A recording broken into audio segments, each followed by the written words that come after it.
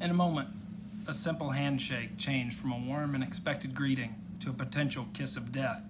Seems harsh, but in a cultural climate of fear where misunderstanding and misinformation abound, and to an immunocompromised person, it can be perceived as just that. Is COVID-19 a worldwide pandemic that will bring an end to all we know and love? Or is it just a flu-like bug that needs to run its course? It's my belief that COVID-19 falls somewhere in between. With 750,000 confirmed cases worldwide and 5 to 10 times that number of unconfirmed cases, it's obviously something that we need to take notice of.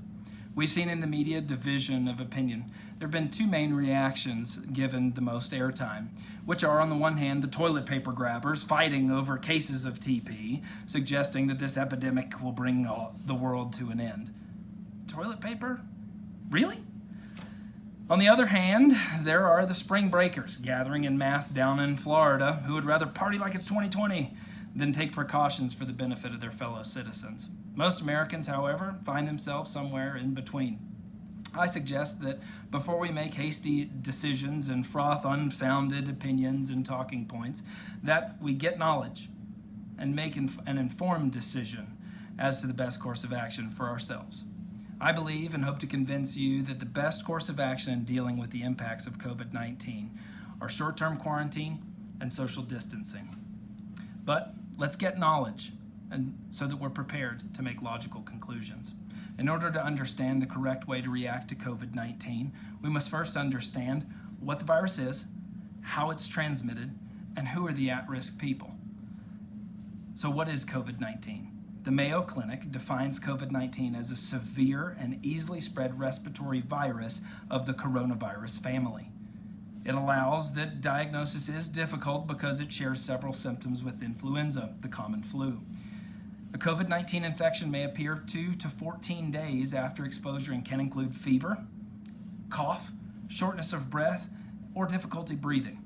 The coronavirus family includes SARS, of which there was an outbreak in China in 2002. We can summarize, therefore, that COVID-19 is a flu-like respiratory virus, but we must also understand how the coronavirus is transmitted. According to the Center for Disease and Control and Prevention, the CDC, there are two main ways that the virus is transmitted. First, the first way this virus spreads is in the form of person-to-person contact. People who are in close contact with one another, say within 6 feet, can transmit the virus through respiratory droplets produced when an infected person coughs or sneezes. This transmission occurs when these droplets enter the mouths or noses of people who are nearby or is inhaled into the lungs. The second way that the virus is transmitted through is contact with contaminated surfaces or objects. Imagine an infected person if they were to sneeze or cough onto a desk or a door handle. Any person that touches that surface and subsequently touches their mouth or scratches their nose or their eye and then inhales those particulates into their lungs can become infected with the virus. Therefore, we can then conclude that COVID-19 is a flu-like virus transmitted through interpersonal contact or contact with virus particulates on infected surfaces. But who are those people that are at risk of contracting this virus? According to the CDC, those at risk, high risk for severe illness of COVID-19 include people aged 65 years or older, people who live in a nursing home or long-term care facility. Other high-risk conditions include lung disease, moderate to severe asthma, serious heart conditions, people that suffer from obesity, and have certain underlying medical conditions, particularly those that are not well controlled, such as diabetes or liver disease. People who are pregnant are also in a high-risk category. Also, there are many conditions that can cause a person to be immunocompromised, their immune system not being up to snuff with the rest of us. These people include cancer treatment patients, bone marrow and organ transplant patients, or people with immune deficiencies. So with a litany of persons that are in a high-risk category, how should we react to COVID-19? As I was going through that list of those that are in a high-risk category, I'd be willing to bet that you are thinking of someone who you know who has battled cancer, like my friends Jim or Don, or someone who's obese. How about someone with a heart condition, like my mother? even though we may not find ourselves in one of these high-risk categories, we can all name at least one person who falls into one of those categories. So having gained an accurate knowledge of what COVID-19 is, how it's transmitted, and who's at risk, I offer that the best reaction to dealing with the impact of COVID-19 is twofold. The best course of action in dealing with the impacts of COVID-19 are short-term quarantine and social distancing. Oftentimes these two terms get confused or blended together. However, the differentiation between the two is imperative in order to prevent overreaction. The first course of action in dealing with the impact of COVID-19 is short-term quarantine. Short-term quarantine is the term used referring to the isolation of those persons who are showing symptoms of COVID-19. Their isolation is key to limiting the transmission of the virus to other people. You might ask, well, what about the shelter-in-place orders? Well, doesn't shelter-in-place sound like quarantine?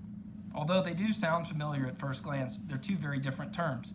Shelter-in-place is an attempt to limit the exposure to undocumented cases by limiting the number of people who interact at a given time, therefore a prevention tactic, whereas quarantine refers instead to those already infected. It can occur in homes for those cases less severe. It can also occur in hospitals with limited spaces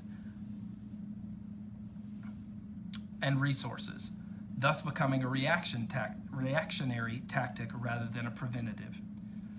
The limited resources of our healthcare system are why we as the American people are being asked to stay home as much as possible and to keep our distance from other people, bringing us to the second course of action in dealing with the impacts of COVID-19, social distancing. This is the term that refers to the proactive prevention tactics being recommended by government agencies. It includes staying away from crowded areas, maintaining 6-foot spacing between individuals when out and about, and refraining from handshakes or other forms of close contact. These measures help prevent the spread of COVID-19 because they keep individuals that may be unknowingly infected or non-symptomatic distant from the uninfected individuals. This decreases the transmission rate that can overwhelm our awesome yet finite medical system. Large gatherings of people such as a crowd on spring break down in Florida, or sporting events where thousands of people are gathered in close proximity. That can create an environment where the virus can easily and rapidly be spread. Imagine one person sneezes those mucus droplets we were talking about earlier, coming into contact with two people that are in close proximity with them. And then those two people interact with two people, and before you know, 20 people have been interacted. And then those 20 people interact with 20 other people. And before long, you have a litany of people that have been infected by one sneeze. Social distancing can be summarized as an attempt to place the well-being of others before the desires of the individuals. Would we all like to go to our place of worship and gather with our friends? Would we like to take in that ball game? Most definitely. Who wouldn't? But for the time being, we defer our desire to do these things for the benefit of society as a whole. Our medical professionals are working harder than ever to see to it that those who are infected get the treatment that they need. Is it too much to ask for the rest of us to keep our distance? Or in order to prevent the rapid spread of COVID-19? Well, preventing this rapid spread of COVID-19 is what all efforts are attempting to do. With a substantial number of cases within the United States growing each and every day, we can all agree that short-term quarantine for those who are symptomatic and social distancing for the rest of us are the proper courses of action in dealing with the impacts of COVID-19. I'll leave you with a few statistics. These are not intended to be used as scare tactics, just a few facts to give you the full picture and knowledge so that you can make an informed, logical decision. As of March 30th, 2020, there are a total of 140,904 cases of COVID-19 within the United States. There have been over 2,400 deaths related to COVID-19. Of the approximately 108 million Americans over the age of 50, over half have one or more pre-existing conditions. That's 54 million Americans who find themselves in an at-risk group. The least we can do is show our solidarity and keep our distance. This is a time in history that we should be selfless, putting the needs of others before ourselves rather than fighting over toilet paper. Take care and use this knowledge to make informed decisions as to what's best for you and your family.